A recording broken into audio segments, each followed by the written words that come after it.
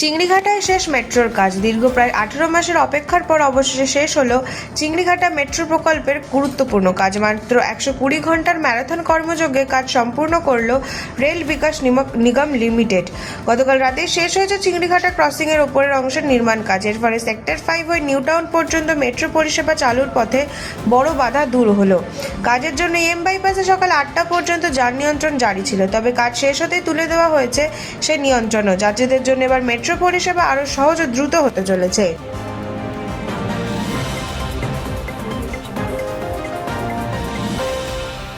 আজ থেকে স্বস্তির বৃষ্টি। দক্ষিণবঙ্গে বাড়বে ঝড় বৃষ্টির দাপট। আজ থেকে কিছুটা কমতে চলেছে গরমের অস্বস্তি।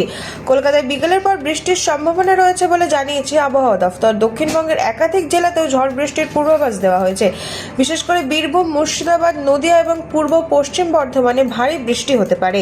আবহাওয়া দফতরের পূর্বাভাস, বুধবার থেকে দক্ষিণবঙ্গে আরও বাড়বে ঝড় বৃষ্টির পরিমাণ।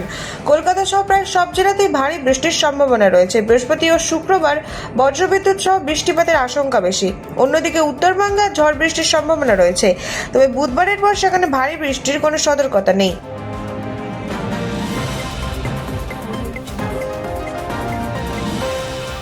ফলতায় বিজেপির ঝড়, চতুর্থ স্থানে তৃণমূল। ভাঙল ডায়মন্ড হারবার মডেল।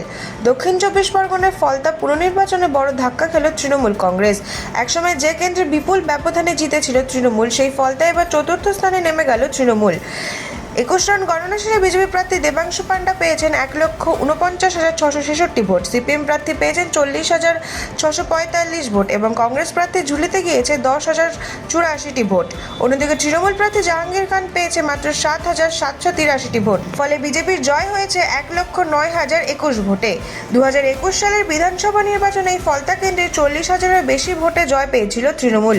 এমনকি 2024 লোকসভা ভোটে বিধানসভা ভিত্তিক হিসাবে ফলতায় তৃণমূলের লিড ছিল প্রায় 1,68,000 ভোট, কিন্তু মাত্র 2 বছর এই ব্যবধানে পুরোপুরি বদলে গেল সেই সমীকরণ।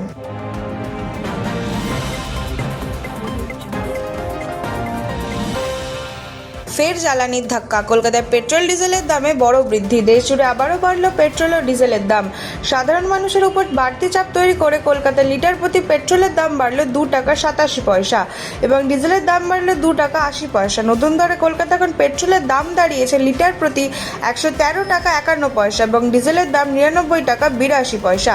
মাত্র 4 সপ্তাহের কম সময় নিয়ে চতুর্থবার বাড়ল জ্বালানির দাম। পরিবহন খরচ থেকে শুরু করে নিত্য প্রয়োজনীয় জিনিসের বাজার দরেও এর বড় প্রভাব পড়বে বলে আশঙ্কা করা হচ্ছে।